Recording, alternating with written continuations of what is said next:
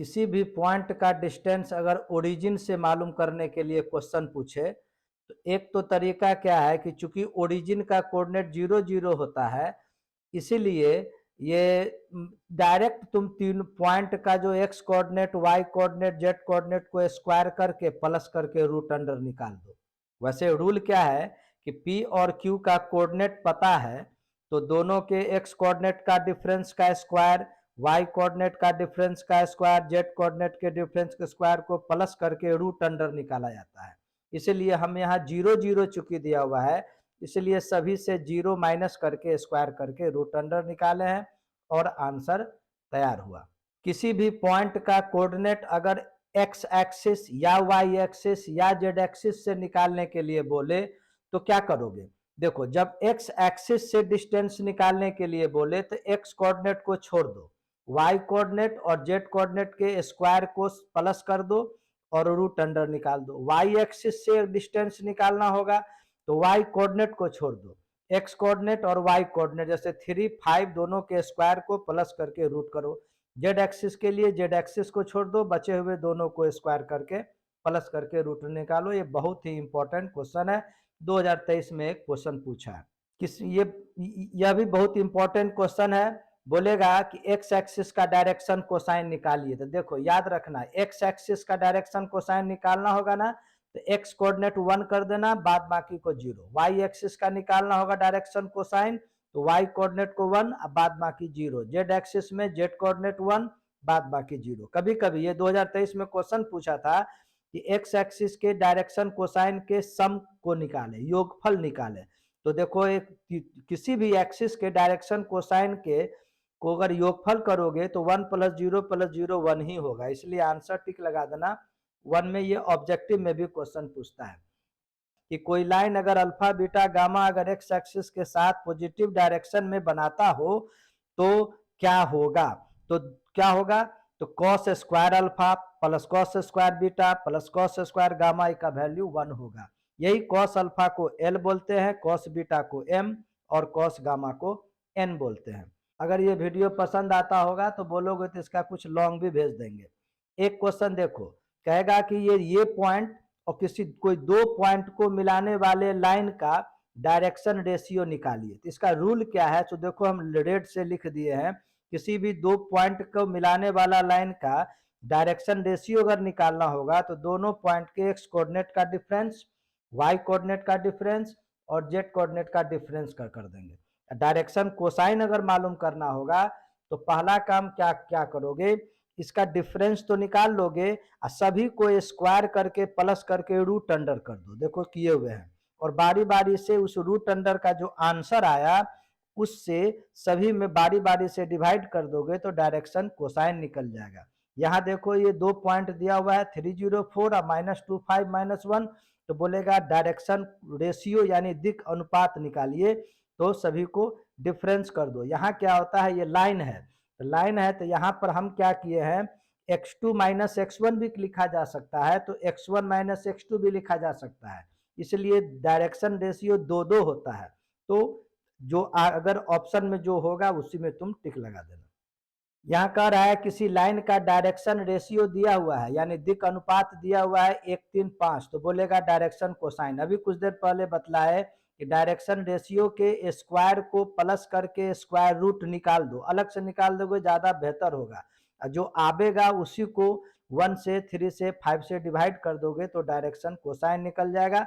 यहाँ पर फॉर्मूला लिख दिए हैं, डायरेक्शन रेशियो ABC है तो डायरेक्शन कोसाइन देखो A/, तीनों के स्क्वायर का सम का रूट, B/C/, इसी प्रकार से किया जाता है। यहाँ किसी दो लाइन का डायरेक्शन कोसाइन दिया हुआ है। पहला लाइन का direction cosine L1 M1 N1, दूसरे का L2 M2 N2 दिया हुआ है, और क्वेश्चन कह रहा है कि यदि दोनों लाइन एक दूसरे के परपेंडिकुलर होगा तो कौन सा रिलेशन होगा, ये ऑब्जेक्टिव में पूछेगा। तो नियम क्या है कि दोनों के डायरेक्शन कोसाइन के देखो L1 × L2, M1 × M2, N1 × N2 plus करके बराबर 0 होता है। एक्स्ट्रा लिख दिए है कि अगर दोनों लाइन पैरेलल होगा तो डायरेक्शन कोसाइन के रेशियो भी आपस में बराबर होता है।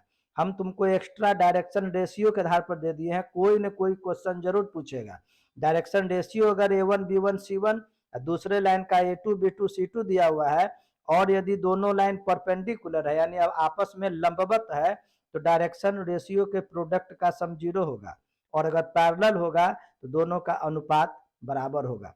एक देखो क्वेश्चन 2023 में पूछा था, डायरेक्शन रेशियो ऐसे ऐसे करके दे देगा, अब बोलेगा A1 B2 बाई A2 बराबर व्हाट। तो क्या देख रहे हो, A1 by A2 equal to B1 by B2 है, यही B2 को क्या किया क्वेश्चन में ऊपर भेज दिया, तो A1 B2 हो गया बाई A2 हो गया, तो इक्वल टू में ये B1 लिखाएगा। वैसे 2023 में इससे और इस दोनों के बीच के रिलेशन क्वेश्चन पूछा था। यहाँ पर तुमको एक चीज सीखना जरूरी होगा कि अगर सब्जेक्टिव में 2 नंबर या 5 नंबर में क्वेश्चन कभी कभी लाइन या प्लेन का इक्वेशन वेक्टर में दे देगा और तुमको जरूरत पड़ेगा कार्टेशियन में, या कभी कभी कार्टेशियन में दिया रहेगा जरूरत पड़ेगा तुमको वेक्टर में, तो वो कैसे बदलते हैं वो पहले सीख लो, तो आगे से पढ़ने में तुमको सुविधा मिलेगी। लाइन का वेक्टर इक्वेशन में आर वेक्टर, देखो कहीं भी आर वेक्टर लिखा रहता है ना, इसका मतलब होता है एक्स आई कैप प्लस वाई जे कैप प्लस जेड कैप, है नहीं। और यहाँ पर एक पॉइंट का पोजीशन वेक्टर दे देगा, और लाइन में क्या रूल है, कोई भी स्केलर क्वांटिटी लेमडा म्यू कुछ भी मल्टीप्लाई करके एक और वेक्टर मल्टीप्लाई करेगा। तो इस प्रकार से जब भी लाइन का वेक्टर इक्वेशन दिया रहेगा और तुमको जरूरत है कि कार्टेशियन में कन्वर्ट करें, तो गौर करो क्या करोगे, आर वेक्टर के जगह तो एक्स वाई जेड लिखते हैं, और यहाँ पर जो पॉइंट का वेक्टर होगा उसको माइनस किया जाता है, तो चूंकि प्लस में है तो एक्स माइनस ए, अगर माइनस ए ऑलरेडी यहाँ रहता तो एक्स प्लस ए हो जाता, सीधा साइन चेंज कर देना है कि नहीं, एक्स माइनस ए बाई ये L1, Y minus B by ये M1 सॉरी M, और Z minus C by N करते हैं। और उल्टा भी चलोगे तो कैसे लिखोगे, सो देखो एक्स वाई जेड के जगह आर वेक्टर लिख देना, और माइनस अगर है तो यहाँ प्लस में लिखना, यहाँ अगर प्लस में होगा तो माइनस में लिखना। सभी देखो यहाँ माइनस में है तो A cap I B cap जे सी जे के कैप हो जाएगा, अब प्लस म्यू लिख देना या लेमडा, और L I cap plus M J cap plus N K cap. उसी प्रकार से प्लेन में देखो, प्लेन का वेक्टर इक्वेशन होता है आर वेक्टर और एक वेक्टर मल्टीप्लाई करके यहाँ कोई भी कांस्टेंट दे देगा, 2 4 10 कुछ भी दे देगा, 0 भी हो सकता है तो दे दे, तो इस ये हुआ वेक्टर इक्वेशन। और इसको कार्टेशियन में अगर लाना होगा तो इसको लिखोगे क्या चीज, एक्स आई कैप प्लस वाई जे कैप प्लस जेड के कैप, दोनों का डॉट प्रोडक्ट करते हैं तो रूल क्या है, a x plus b y plus c z equal to d. और उल्टा चलोगे तो एक्स वाई जेड के जगह आर वेक्टर लिख दोगे, और a i cap plus b j cap plus c k cap equal to D. हो सकता है यहाँ माइनस अगर कहीं होगा, जैसे a x minus b y होगा, तो तुम यहाँ लिखना a i cap minus b j cap plus c k cap. Clear, इसकी जरूरत पड़ेगी आगे शॉर्ट में और लॉन्ग में।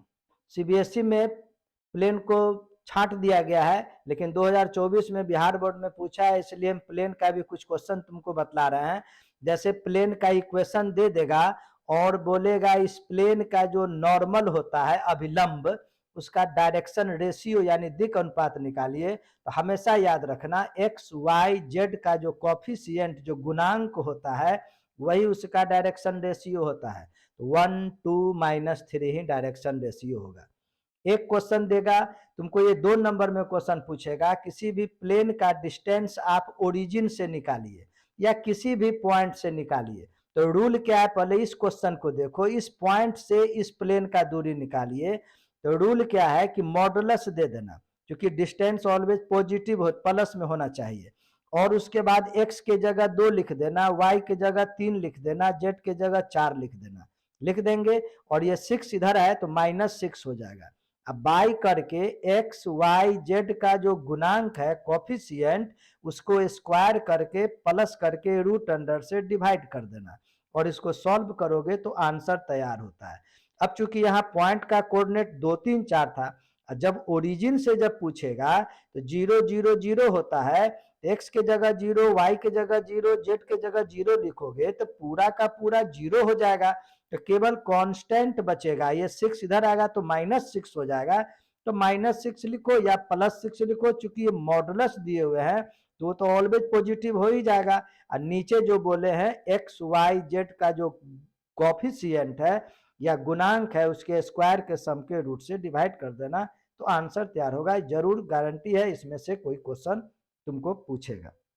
एक देखो क्वेश्चन क्या बोल रहा है, किसी भी लाइन का डायरेक्शन कोसाइन ये तीनों दिया हुआ है एल एम एन के फॉर्म में, जबकि यहाँ एक्स देखो है अननोन टर्म है नहीं, तो बोलेगा यह किसी लाइन का यदि यह डायरेक्शन कोसाइन है तो आप एक्स का वैल्यू निकालिए।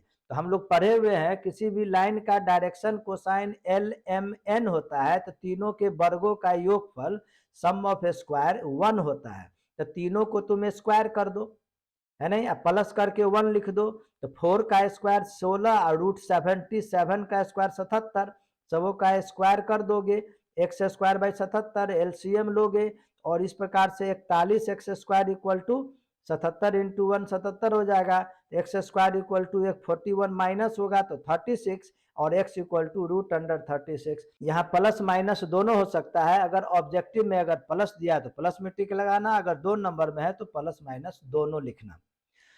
फिर एक क्वेश्चन देखो कह रहा है कि एक दो लाइन है, एक लाइन का डायरेक्शन रेशियो x53 है, एक यहाँ अननोन टर्म है, और दूसरे लाइन का डायरेक्शन रेशियो ये है, तो बोलता है x का वैल्यू निकालिए यदि दोनों लाइन एक दूसरे के समानांतर है। तो नियम कुछ देर पहले बतलाया कि दो लाइन अगर पैरेलल यानी समानांतर होता है तो डायरेक्शन रेशियो का रेशियो अनुपात बराबर होता है। तो देखो x/20 बराबर 5/10 बराबर 3/6 कर दोगे, ऐसी किसी दो को लेकर के x का वैल्यू निकालोगे, तो ये दोनों को जब बराबर करेंगे क्रॉस मल्टीप्लिकेशन करोगे तो 10x बराबर 5 गुने 20, तो 10 फिर इधर आ जाएगा। हम क्या किए हैं यहाँ 20 को डायरेक्ट उधर भेज दिए, तो 5 गुने 20/10, 10 दूना 20, 5 दूना 10 इसका आंसर होगा।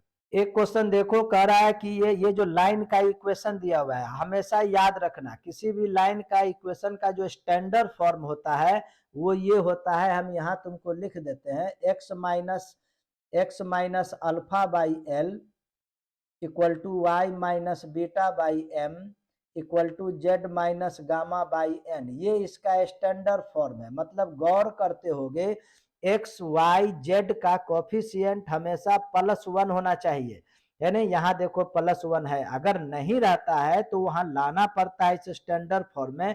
जब लाइन इस स्टैंडर्ड फॉर्म में रहेगा तभी उसका जो डिनोमिनेटर यानी बटा में जो लिखा हुआ है वही उसका डायरेक्शन रेशियो कहलाता है, या डायरेक्शन कोसाइन भी कहला सकता है। अगर तीनों का वर्गों का योगफल 1 हो गया तो डायरेक्शन कोसाइन, अगर 1 नहीं हुआ तो डायरेक्शन रेशियो होगा। तो यहाँ ये स्टैंडर्ड फॉर्म में है, इसलिए 3 3 6 ही इसका डायरेक्शन रेशियो होगा। प्रैक्टिस के लिए एक क्वेश्चन दिए हैं कि यह भी एक लाइन का इक्वेशन है और क्वेश्चन पूछ रहा है कि डायरेक्शन रेशियो यानी दिक् अनुपात निकालिए, तो ये स्टैंडर्ड फॉर्म में नहीं है। पहला काम इसको स्टैंडर्ड फॉर्म में लाओ, तो लाने का तुमको टेक्निक बतलाते हैं। x का कोफिशिएंट 6 है, z का 4 है और y का 1 है, तो 6 1 और 4 6 1 4 का एलसीएम निकालो तो 24 आएगा। तो 24 से तीनों में डिवाइड कर दो, इससे क्या होगा 6 कट कैंसिल होकर 6 4 जा आ जाएगा, 1 आ गया कोफिशिएंट। यहाँ माइनस को नीचे भी भेज सकते हैं, ये माइनस नीचे आएगा, 4 6 जा 24 6 आ गया। अब यहाँ पर तुम चाहोगे यह x माइनस अल्फा होता है, यहाँ कुछ नहीं है, इसका मतलब हम x माइनस 0 लिख सकते हैं, y माइनस 0 z माइनस 0 लिख सकते हैं, नहीं भी लिखोगे काम चल जाएगा।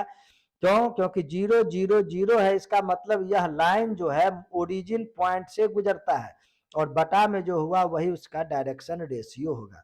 एक और प्रैक्टिस करा रहा है तुमको, देखो इस लाइन का डायरेक्शन रेशियो आप निकालिए, तो देखो यहाँ x के साथ 2 मल्टीप्लाई है, तो पहला काम 2 कॉमन लोगे तो x बचेगा, 1 में से 2 कॉमन लोगे तो 1/2 होगा, ये 1 है ही, यहाँ पर 1 है ही लिख दिए।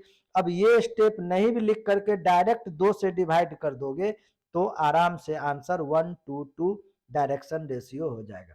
यहाँ देखो कहता है कोई दो प्लेन का इक्वेशन दे दिया है कि नहीं, और कह रहा है दोनों प्लेन अगर एक दूसरे के परपेंडिकुलर है तो ये अननोन टर्म लेमडा का मान निकालिए। रूल है कि कोई भी दो प्लेन अगर आपस में परपेंडिकुलर होता है तो दोनों प्लेन का जो नॉर्मल अभिलंब होता है वह एक दूसरे के परपेंडिकुलर होता है। इसीलिए हम क्या करेंगे, ऐसा जब भी क्वेश्चन पूछेगा तो दोनों प्लेन का हम डायरेक्शन रेशियो बारी बारी से लिखेंगे। पहला जो प्लेन ये है इसका डायरेक्शन रेशियो नॉर्मल का यानी अभिलंब का दिक् अनुपात निकालेंगे तो कौन होगा, एक्स वाई जेड का कॉफिशियंट यानी गुणांक 2 - 4 और 3 होगा। सेकेंड प्लेन का होगा 1 2 लैम्डा होगा। चूंकि दोनों प्लेन परपेंडिकुलर है तो जो भी नियम क्या है कि दो लाइन अगर परपेंडिकुलर होता है तो डायरेक्शन रेशियो के प्रोडक्ट का सम 0 होता है। तो 2 × 1 plus -4 × 2 plus 3 lambda equal to 0 कर दोगे और इसी से तुम लैम्डा का वैल्यू फाइंड आउट कर दोगे। जितना बतला रहा है उसी से ऑब्जेक्टिव और 2 नंबर का क्वेश्चन तुमको आ जाएगा। अगर अच्छा लगेगा कमेंट में अगर लिखोगे तो इसका 5-10 हम 4-5 लॉन्ग भी हम तुमको भेज देंगे, वो भेजेंगे 3 तारीख को। अब फिर नेक्स्ट क्वेश्चन देखो, कह रहा है दोनों प्लेन के बीच एंगल निकालिए। बार बार बोल रहे हैं दोनों प्लेन का मेन होता है उसके नॉर्मल यानी अभिलंब का डायरेक्शन रेशियो। तो पहला प्लेन का देखो नॉर्मल का डायरेक्शन रेशियो 1 2 3 है और दूसरा का 3 - 3 1 है। तो बारी बारी से डायरेक्शन रेशियो लिख देंगे। और जब कभी भी एंगल निकालना होता है तो फॉर्मूला है कॉस थीटा, पर वेक्टर में पढ़े थे। कॉस थीटा इक्वल टू दोनों के डायरेक्शन रेशियो को मल्टीप्लाई करके प्लस करो, 1 × 3 प्लस 2 × -3 प्लस 3 × 1 और बाई करके तीनों के स्क्वायर का सम करके वर्गमूल निकालो। नीचे इसका भी वर्गमूल निकालो और ये 3 हो जाएगा, -6 होगा, +3 होगा, 3 3 6 -6 बाय द वे यहाँ पर 0 बाई समथिंग यानी कॉस थीटा 0 हो गया। तो थीटा का वैल्यू 90 हो जाएगा। सपोज करो बाय द वे अगर यहाँ पर 0 ना आकर के जैसे 1/3 आ जाएगा तो theta equal to cos inverse 1/3 लिख देना। हिंदी में भी तुमको यहाँ पर लिख दिया।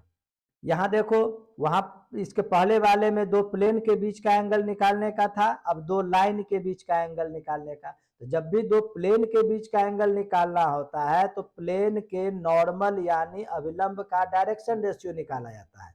और जब लाइन के बीच का एंगल निकालना होगा तो दोनों लाइन के डायरेक्शन रेशियो निकालना होता है। तो एक लाइन का इक्वेशन L1 हम मान लिए ये इक्वेशन है। तो ये तो अभी स्टैंडर्ड फॉर्म में नहीं है क्योंकि बोले थे एक्स वाई जेड का कॉफिशियंट 1 होना चाहिए। तो 1 लाने के लिए देखो एक्स का कॉफिशियंट 2 है, यहाँ 3 है, यहाँ 1 है। तो 2 और 3 का एलसीएम 6 होता है।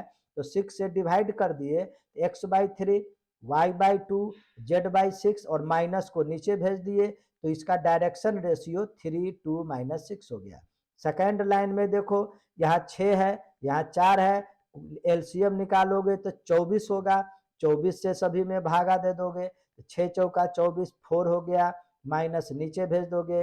ये भी 4 छक 24 और माइनस नीचे भेज दोगे। हमेशा एक्स वाई जेड का कॉफिशियंट 1 होना चाहिए। तो डायरेक्शन रेशियो हो गया 4 - 24 और -6। अब जब दोनों डायरेक्शन रेशियो निकल गया तो वही कॉस थीटा का फॉर्मूला है। दो 3 × 4 प्लस 2 × -24 प्लस -6 × -6 और तीनों के स्क्वायर को प्लस करके रूट अंडर, इसको भी तीनों के स्क्वायर को प्लस करके रूट अंडर कर दोगे और इसको सॉल्व करोगे। यहाँ भी बाय द वे 0 आ गया, इसलिए थीटा का वैल्यू 90 आ गया। एक यहाँ देखो एक लाइन का इक्वेशन दिया और एक दूसरे लाइन का इक्वेशन यहाँ दिया। क्वेश्चन खुद कह रहा है कि दोनों बहुत ही इंपॉर्टेंट है, दोनों लाइन एक दूसरे के परपेंडिकुलर है यानी लंबवत है। तो ये के का वैल्यू निकालिए। तो कोई भी दो लाइन अगर लंबवत होगा तो दोनों के डायरेक्शन रेशियो का प्रोडक्ट का सम 0 होता है। इसलिए देखो इस लाइन का डायरेक्शन रेशियो हम निकालेंगे। तो पहले देखो यहाँ एक्स वाई जेड का कॉफिशियंट +1 है तो डायरेक्ट हम आराम से नीचे वाला जो है वही उसका डायरेक्शन रेशियो होगा। यहाँ भी एक्स वाई जेड का कॉफिशियंट +1 है तो डायरेक्शन रेशियो K2 - 3 हो गया। चूंकि दोनों एक दूसरे के लंबवत है, परपेंडिकुलर है, तो दो इसका प्रोडक्ट प्लस इसका प्रोडक्ट प्लस इसका प्रोडक्ट को निकाल के बराबर 0 कर दोगे। तो -k + 2k -6, ये 2k - k यानी k हो गया, -6 इधर आएगा तो k का वैल्यू 6 आ गया। शॉर्ट और ये ऑब्जेक्टिव टाइप का क्वेश्चन तुमको हम बहुत बतला दिए। मेरे विचार से इसी में से पूछेगा, ज़्यादा उधर उधर मेहनत नहीं करना है। अब बच गया इसका लॉन्ग। लॉन्ग में 5 से 6 क्वेश्चन अगर बता दिया जाएगा तो तुम्हारा 3D पूरा कंप्लीट हो जाएगा। इसके लिए कमेंट करोगे तो हम कोशिश करेंगे फिर कल या 3 तारीख को भेज देंगे।